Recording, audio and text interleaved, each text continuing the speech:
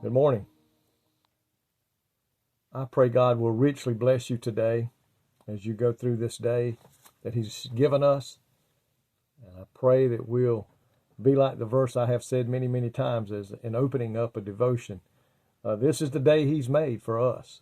And I pray today that we'll rejoice and be glad in it and go forth today with a joy in our heart, song upon our lips, and share with people why we have so much joy. The Bible talks about joy is unspeakable and full of glory. And I know that to be so true. And I pray today you do too. I want to look at James chapter 4, verse 6. The Bible talks a lot about the proud. And it also talks about we should be humble. And Jesus had many times where His disciples came to Him about who was first, who was the greatest, who was the best. The sons of Zebedee, mother, came and asked Jesus who could He have her sons to sit on the right and the left in the kingdom. And then we see just a few days before Christ goes to be crucified and enters into Jerusalem to be crucified, that they begin to argue, and they come to Him and they ask Him, He says, which of them should be accounted as the greatest? And Jesus, I think it really bothered Him. And He said, that's not for us to decide. That's not for you to decide. But in James chapter 4, verse 6, listen to what it says. But He giveth more grace. Wherefore He saith, God resisteth the proud, but giveth grace unto the humble. Folks, if we're going to serve God today, and we're going to live for God the way He wants us to live, then we must be of a humble spirit. We must have a servant's heart. We must care for our lost brothers and sisters. We must care for those who are hurting, those who are suffering, those who are without. Jesus went through His ministry down here on earth, helping everyone that He came to that was in need. He never passed one by that He did not help when they were in need. And today we must be the same way. Psalms 138 and 6 says, though the Lord is on high, yet He regards the lowly, but the proud He knows from afar. In other words, He's not close to those who are walking around proud, boasting, chest stuck out, nose up in the air.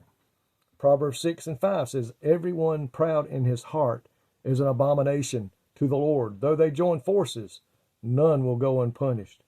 Many times we see in the Bible where the Lord warns us about being of a proud spirit, that we must be humble if we're going to go. He said, you must be as these kids, these children.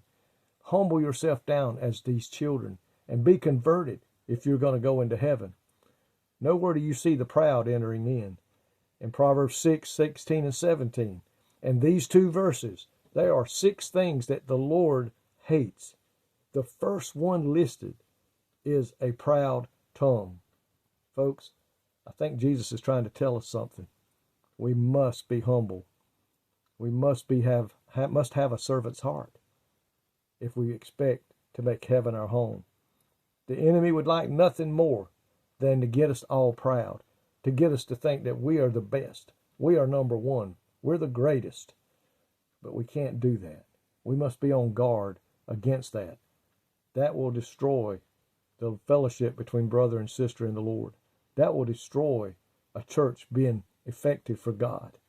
Those that become proud, those that begin to think nobody don't need to tell me anything, I know it all. Folks, today I pray, let us all be humble. Have a servant's heart like our Lord and Savior did when He came. He said He didn't come to be served, He came to serve. And Jesus expects us to follow Him and to be like Him. That's why He came and set the example for you and I to follow. And I pray today that we'll all be found doing that.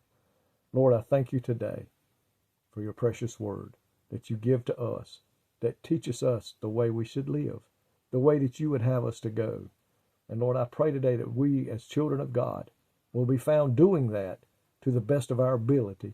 With the Holy Spirit guiding us and helping us, we will be a servant to those that are in need, sharing You with everyone we come in contact with. In Your precious name we pray and ask. Amen. May God richly bless you today, is my prayer.